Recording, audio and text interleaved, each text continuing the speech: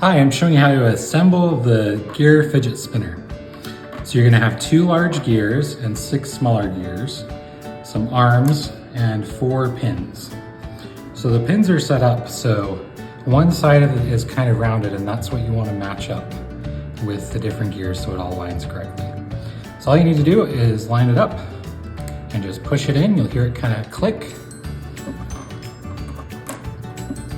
And then just do that for each of the gears. All right, now you just want to feed them all through so the gears are lined up. And then just pop the tops on and push down to it so it snaps into place.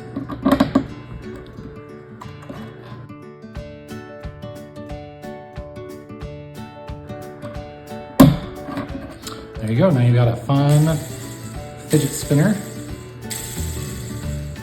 you can play with.